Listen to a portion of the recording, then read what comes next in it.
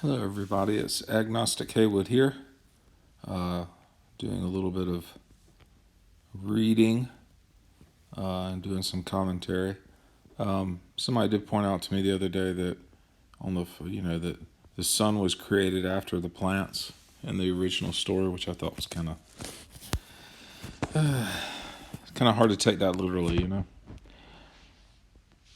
This involves the story, the fall of man, which frankly is just like any other thing in Genesis, it seems.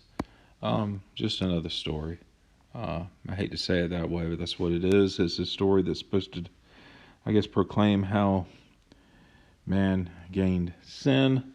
All right, it involves a serpent. The serpent was more crafty than any of the wild animals. And so basically the serpent that was created tricked man that was created. And I don't know if it was like one of those robot battles where two people create a robot and try to beat each other up. Maybe, omnipotent God created man and serpent, talking one at that, right? But in any event, did God really say you must not eat from any tree in the garden? Woman said to the serpent, we may eat fruit from the trees. God did say you must not eat from the tree in the middle. You will die. You will surely not die. The serpent said, for God knows when you eat it, your eyes will be open. You will know good and evil. Which doesn't seem like a bad thing to know good and evil, whatever that means. Is there good or evil? I guess that's a metaphysical question. I don't know. Is there good and evil? Don't know. Some people say yes, some people say no. There's certainly things that make us feel bad, things that make us feel good. When the woman saw that the fruit of the tree was good for food and pleasing to the eye, also desirable for gaining wisdom, she took some and ate it. She also gave some to her husband who was with her, and he ate it. And the eyes of both of them were open. They realized they were naked. Oh no. So they sewed fig leaves together, made coverings. So I guess somehow clothes are related to good and evil? Weird. Again, this must be written by a society of people that thinks clothes are necessary, and only people that are super naive would go running around without clothes. There are tribes of indigenous peoples that are basically nearly naked all the time. I don't know what clothes have to do with it. No other animal has clothes. Weird. All right, you can tell it just kind of wears me out. All right, and of all things, fig leaves, right? Fig leaves, do they last a long time? I don't know. I thought fig leaves would certainly not last a long time. They dry up.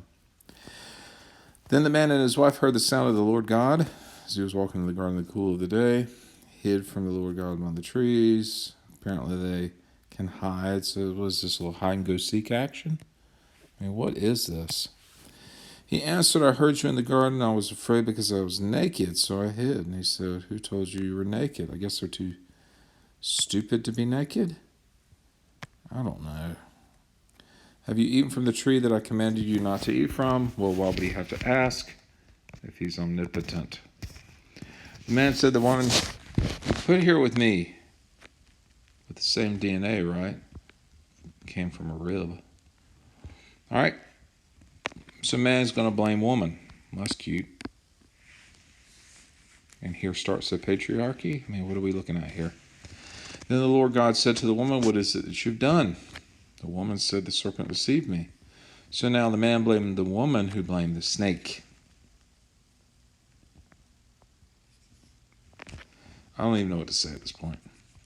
All right, so the Lord God said to the serpent, because you've done this, and he goes into some poetry. Cursed are you above all the livestock and all the wild animals. Crawl on your belly, eat dust, enemy, blah, blah, offspring and hers, crush your head, strike his heel.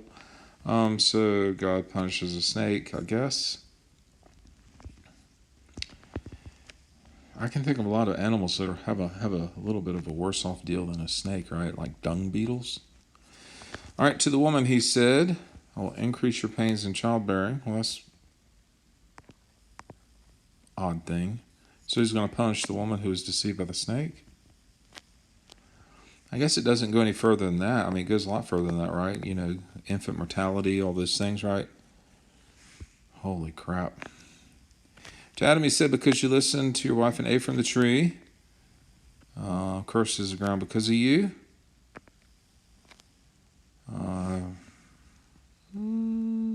Produce thorns and thistles for you and eat the plants of the field.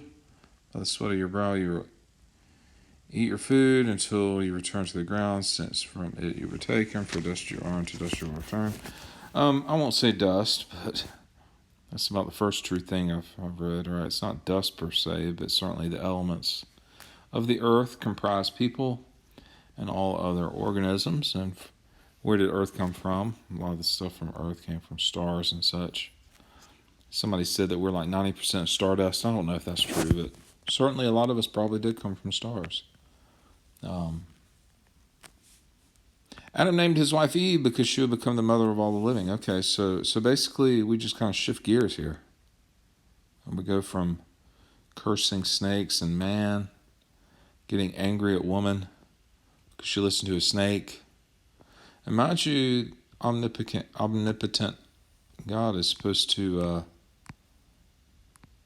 know all this. I don't know. I'm drawing the same old confused face that I drew over here when I was talking about DNA. Now, mind you, the reason I'm going through this is there are people that take this literally, like a literal thing that happened exactly what it's written. Lord God made garments of skin for Adam and his wife and okay, cool. So we're not using the fig leaves.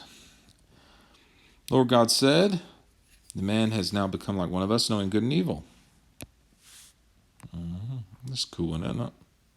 My laser pointer. He must not be allowed to reach out his hand and take also from the tree of life and eat and live forever. So the Lord God banished him from the Garden of Eden to work the ground from which he had been taken. After he drove man out, he placed on the east side of the Garden of Eden cherubim and a flaming sword flashing back and forth to guard the way to the tree of life. All right, so what an odd story, right? I won't say right. I'll say I think it's an odd story. Describing how people could just live in a garden, pick from trees and eat, and then they did the one thing they weren't supposed to do, then they got kicked out and joined the cycle of life. Now, mind you, in the early part of Genesis, where were all the animals and plants living anyway? Were they all in the Garden of Eden? I don't know. I don't have a clue. I just don't get it. Maybe it's a story about how people were tricked into doing something they shouldn't, living with naivety. I guess omnipotent God created the situation, supposed to know everything, and then what was he testing his creation? I don't really get it. I'm quite frank with you. God tempted man with a snake, and God controls man. God controls everything, but not man, except when it comes to snakes and trees. And man's going to immediately blame woman, who has the same DNA as man, according to the rib story. All right.